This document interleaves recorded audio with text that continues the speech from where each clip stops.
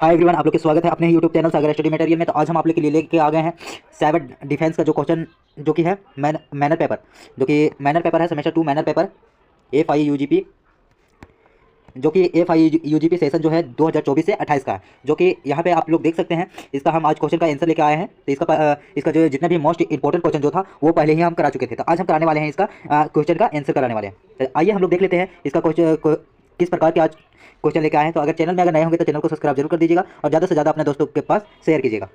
तो चलिए आज का क्वेश्चन देख लेते हैं। देखिए यहाँ पे फर्स्ट क्वेश्चन है, साइबर अपराध क्या है, उदाहरण देकर समझाइए। मतलब इसमें आप लोग को यह बताना है कि जो साइबर अपराध जो किस प्रकार से होती है उसके बारे में। तो चलिए हम लोग देखते हैं इसकी भूमिका के बारे में और एक एक करके इसका क्वेश्चन का आंसर देखेंगे। पॉइंट बाय जितना ज़्यादा से ज़्यादा पॉइंट बाय पॉइंट में हम आप लोग को समझाने का प्रयास करेंगे। तो चलिए इसका सबसे पहले पॉइंट में हम लोग देख लेते हैं भूमिका के बारे में कि साइबर अपराध क्या होता है उसके बारे में। तो चलिए देख लेते हैं यहाँ पे साइबर अपराध आज के चुनाव व्यापार, शिक्षा, बैंकिंग, संचार और मनोरंजन सब कुछ इंटरनेट के आधारित हो गया है। मतलब इसमें यह बोला जा रहा है कि जितना भी व्यवसाय व्यापार है या शिक्षा है या फिर बैंकिंग है या संचार या मनोरंजन करने के लिए तो सब कुछ किस तरह के हो गया, तो सब कुछ इंटरनेट के माध्यम से हो गया। मतलब इंटरनेट अगर नहीं है तो कुछ भी आप नहीं कर सकते हैं। इसके बारे में लिखा गया था। तो इंटरनेट ने यह मानव जीवन को आसान बनाने के लिए वहीं इसके दुरुपयोग का एक नए प्रकार का अपराध को जन्म दिया है, जो कि साइबर अपराध या फिर साइबर स्कैम के भी नाम से जाना जाता है। यह एक ऐसा अपराध है कि जो कंप्यूटर, इंटरनेट, नेटवर्क, मोबाइल या अन्य डिजिटल उपकरणों का उपयोग करके किया जाता है। साइबर अपराध आधुनिक समय के लिए एक गंभीर चुनौती बन चुकी है, क्योंकि यह एक आर्थिक क्षति पहुंचाता है, जो कि बल्कि व्यक्तिगत गोपनीयता, राष्ट्रीय सुरक्षा, सामाजिक व्यवस्था और को प्रभावित करता है। मतलब इसमें यह बोला गया कि जो आजकल के जो इंटरनेट के माध्यम से जितना लोगों को मनोरंजन आदि मिलता है उससे भी ज़्यादा दुरुपयोग का भी इंटरनेट के माध्यम से भी दुरुपयोग होने लगा है। जैसे कि यहाँ पे लिखा गया है कि साइबर अपराध का भी जन्म दिया गया कि जो साइबर स्कैम करते हैं किस प्रकार से करते हैं कंप्यूटर, इंटरनेट और मोबाइल के माध्यम से, उसके बारे में लिखा गया है। अपराध का थोड़ा सा हम लोग परिभाषा देखेंगे। देख लीजिए यहाँ पे लिखा गया है। चलिए इसका साइबर अपराध की परिभाषा के बारे में देखते हैं थोड़ा सा कि इसका परिभाषा किस प्रकार से दिया गया है। तो इसका जो परिभाषा दिया गया है वो है, साइबर अपराध का वह अवैध गतिविधियां हैं जो कि जिसमें कंप्यूटर, इंटरनेट व डिजिटल नेटवर्क का उपयोग करके किसी भी व्यक्ति, संस्था या राष्ट्र को हानि पहुंचाई जाती है। यह हानि डेटा चोरी, वित्तीय गठन या पहचान चोरी, गलत जानकारी फैलाने का सिस्टम हैक करने या धमकी देने या अनैतिक सामग्री का प्रेरित करने का भी रूप हो सकते हैं। मतलब इसमें यह बताया गया कि जो इंटरनेट है उसके माध्यम से, जिसमें कंप्यूटर हो या इंटरनेट हो या फिर डिजिटल नेटवर्क का उपयोग जो करते हैं उसका उपयोग करके किसी भी व्यक्ति या संस्था को राष्ट्रीय हानि पहुंचाती है, जिसमें मतलब हानि होती है जिसमें डेटा चोरी कर लिया जाता है, वित्तीय ठगी हो जाती है या फिर पहचान चोरी, मतलब किसी भी व्यक्ति का अपना पर्सनल उसका डिटेल निकाल के या फिर उसको धमकी देना, इस प्रकार से भी किया जाता है। धमकी देकर पैसा लूटना आदि का भी प्रयोग किया जाता है।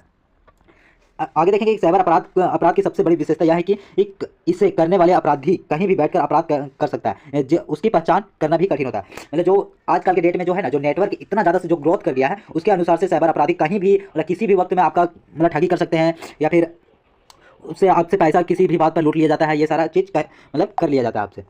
ये सब बात को भी लेकर इसमें साइबर अपराध के बारे में बताया गया है।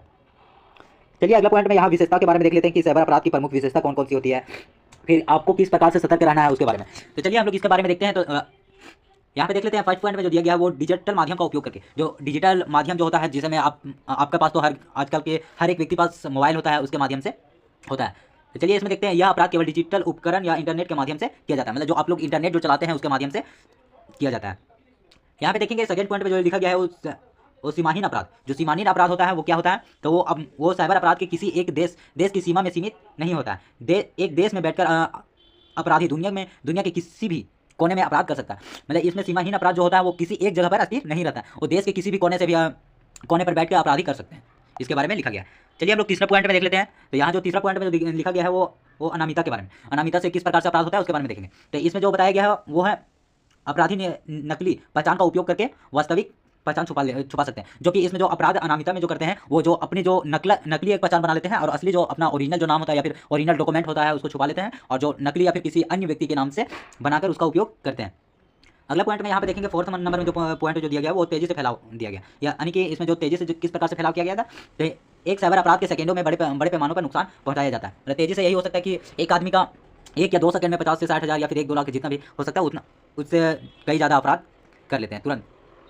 अगला पॉइंट यहाँ पे देखते हैं पीड़ितों की विविधता। मतलब पीड़ित लोग किस प्रकार से रहते हैं कि नहीं उसके बारे में। इसके शिकार व्यक्ति जैसे में हो गया, यहाँ पे कंपनी हो गया या फिर किसी प्रकार के व्यक्ति हो गए या सरकारी संस्था या पूरा समुदाय हो सकते हैं। मतलब इसमें मतलब आप नहीं बोल सकते हैं कि हम ही ठग सकते हैं या फिर आप ही ठग सकते हैं। इसमें बड़ी बड़ी कंपनियां भी ठगी हो जाती है उनका भी। तो चलिए हम लोग देखते हैं जो साइबर अपराध है उसके प्रकारों के बारे में हम लोग देख लेते हैं कि प्रकार कितने सारे हैं, किस चीज़ से हम लोग का बचना चाहिए, किस प्रकार से हम लोग ठगी करते हैं उसके बारे में। तो यहाँ पे देख लेते हैं साइबर अपराध के प्रकार। तो यहाँ पे बहुत सारे प्रकारों के बारे में हमने यहाँ विस्तार पूर्वक पीडीएफ के माध्यम से आप लोग को समझाने का प्रयास किया है। तो अगर चैनल में अगर नए होंगे तो चैनल को सब्सक्राइब जरूर कर लीजिएगा और ज़्यादा से ज़्यादा अपने दोस्तों के पास शेयर कीजिएगा।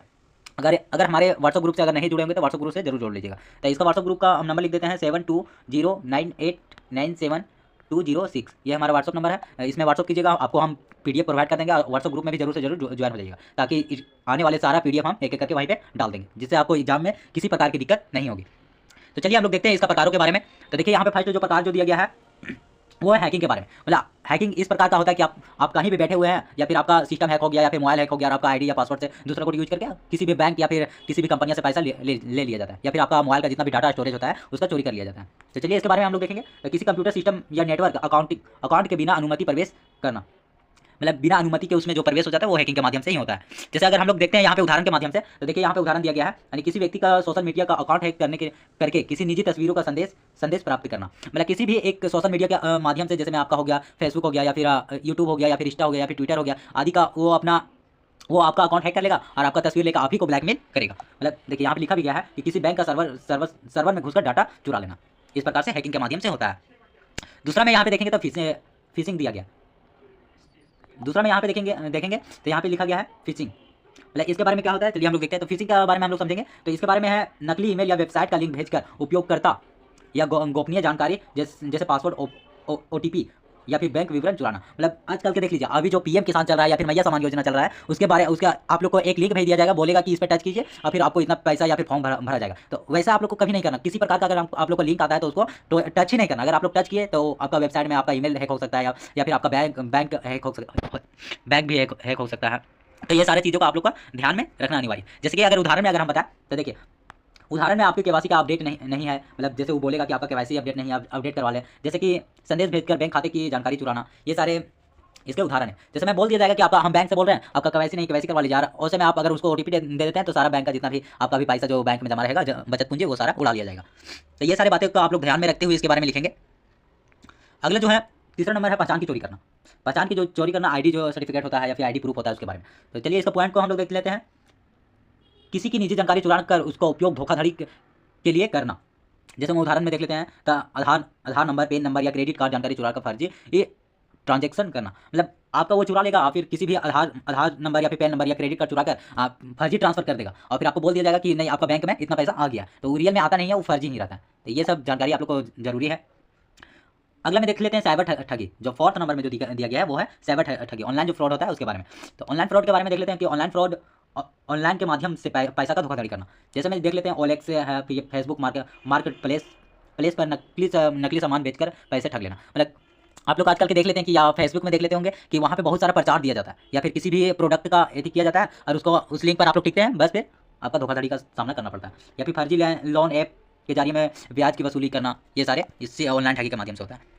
साइबर बुलिंग, जो साइबर बुलिंग होता है इसके बारे में देख लेते हैं, जो कि 5 नंबर जो पॉइंट दिया गया है, ये है इंटरनेट पर किसी भी फ़ोन पर किसी भी व्यक्ति को धमकाना या अपमानजनक पोस्ट करना या फिर परेशान करना। मतलब इसमें जो होता है ना कि आपका तस्वीर एक है उसको या फिर किसी प्रकार का उसका दुरुपयोग करता है, उस प्रकार से। मतलब देख लेते हैं यहाँ पे सोशल मीडिया पर किसी के खिलाफ पर अपमानजनक टिप्पणी करना। जैसे आप उस टिप्पणी को नहीं किए हैं, जबकि वहाँ आपकी जगह पर दूसरा व्यक्ति आपका डेटा चुरा के कर रहा है। अगला देख लेते हैं सोशल मीडिया का अपराध।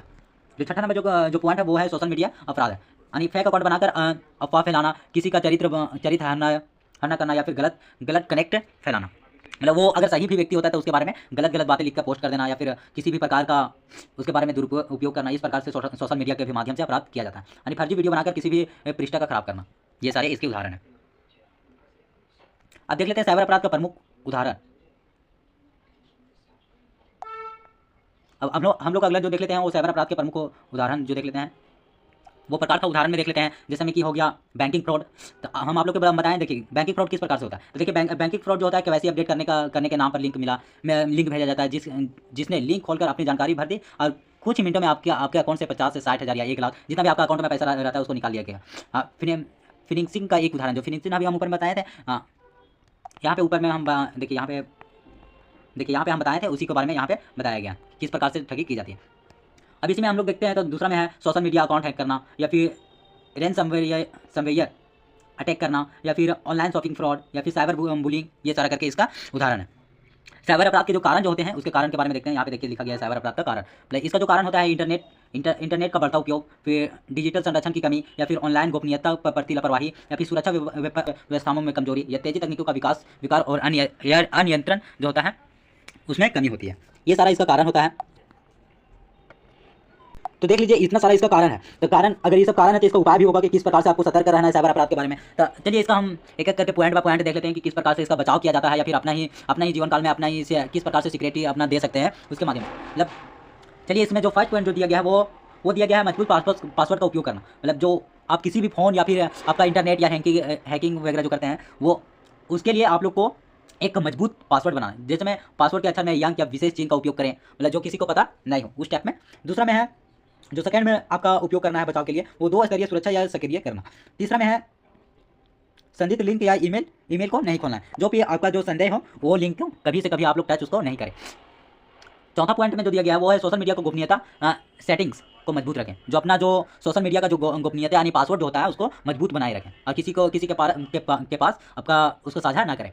पांचवा में जो दिया गया है वो है एंटीवायरस या फ्रॉड कॉल, यहाँ पर कॉल लिखा गया है फायरवॉल का उपयोग करें। अगला में जो लिखा गया 6 नंबर में वो है पब्लिक वाईफाई पर बैंकिंग ना करें। जो पब्लिक जो आप लोग को, हाँ एक चीज़ और बताना चाहते हैं, जो कि आप लोग अगर रेलवे स्टेशन या फिर बस स्टैंड या फिर मतलब टाउन वगैरह में कहीं अगर जाते हैं तो जो फ्री इंटरनेट जो कहीं रहता है ना वाईफाई लगा हुआ, जो वहाँ पे जो वाईफाई जो लगा हुआ है उसका उपयोग आप लोग पेमेंट या फिर किसी भी चीज़ के लिए अपना जरूरी इन्फॉर्मेशन के लिए उसका उपयोग नहीं करें, क्योंकि आपका उसी से डाटा हैक हो जाता है। चलिए अगला पॉइंट में देख लेते हैं। यहाँ 7वां नंबर क्वेश्चन है। 7वां नंबर जो पॉइंट है वो है नियमित रूप से डेटा बैकअप ले। जो डेटा आपका जो आता है उसका बैकअप करते रहे हर समय। साइबर कानूनी की जानकारी रखें। जो साइबर जो कानूनी होती है उसकी जानकारी अवश्य रखें। अगर आपका हैक भी हो जाता है तो साइबर अपराध के बारे में, साइबर कानून के बारे में आपको अगर जानकारी होती है तो वहाँ से आप बच भी सकते हैं।